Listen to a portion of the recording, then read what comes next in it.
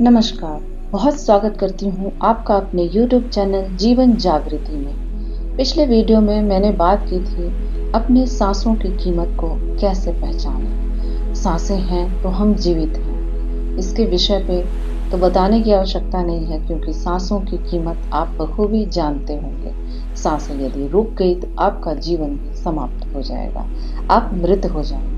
या किसी की भी सांसें अगर रुक जाती है तो उसके बाद उसके जीवन में कुछ भी नहीं है। इन सांसों के आधार पे साधना कर अपनी तरक्की को, अपनी उन्नति को, अपने आने वाले कल को कैसे आप सुधार सकते हैं, कैसे आप उज्जवल बना सकते हैं, ये सिखा रही हूँ। पिछले वीडियो में मैंने सांसों के द्वारा अजपा जाप के विषय में मैंने बताया था। इसका पहला स्टेप है अजपा जाप। अजपा जाप अवश्य ही करना चाहिए, हर किसी को करना चाहिए। ये अजपा जाप हमारे जीवन में इतना महत्व रखता है।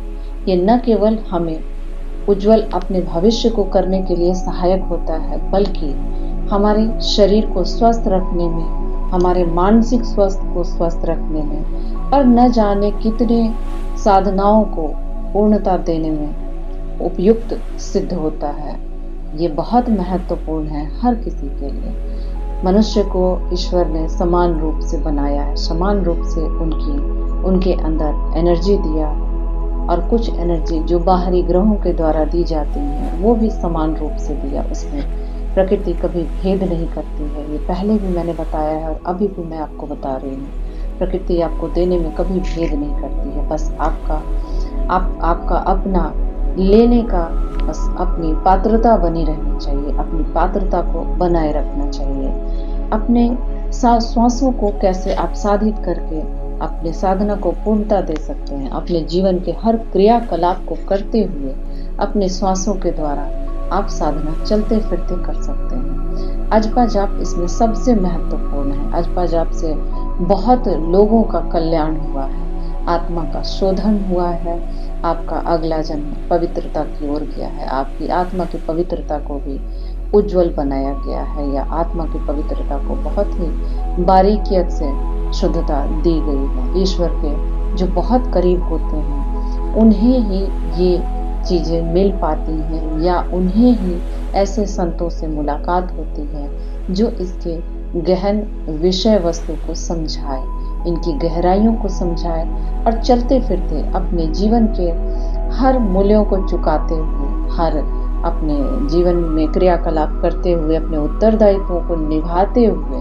आप अपनी साधना को भी पूर्णता दे सकते हैं। उसमें अजपा जाप का मैंने प्रमुख पहला उद्देश्य बताया। यदि आप अजपा जाप शुरू कर चुके हैं या आप ऑलरेडी कर रहे हैं, आपको कुछ समझ नहीं आ रहा है अजपा जाप से हमें कैसे लाभ होता है। जब आप अजपा जाप कर रहे होंगे तो आपका शरीर महसूस होगा बिल्कुल हल्का हो गया।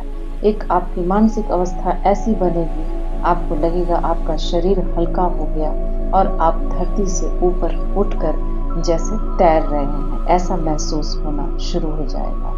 पहला। दूसरा पहचान है कि आप एकदम शांत महसूस करेंगे, हर हाल में सुखी महसूस करेंगे, यानी खुश महसूस करेंगे अपने आप को। ये दूसरा पहचान है कि आपका अजपा जाप अब पकने लगा है। और तीसरा लक्षण है कि आपको हर वक्त एक अपने जप ध्यान में जाने की एक शीघ्रता होती रहे, यानी उतावलापन होता रहे, या आप किसी से भी बात कर रहे हैं या किसी भी कार्य में लगे हुए हैं, लेकिन आपका जप, आपकी मानसिक अवस्था बिल्कुल स्थिर और सुखी अवस्था में होगा और मंत्र आपकी सांसों में चल रहा होगा। वो मंत्र आप कोई भी ले सकते हैं, ये पहले भी मैंने बताया है और अभी भी मैं बता रही हूँ।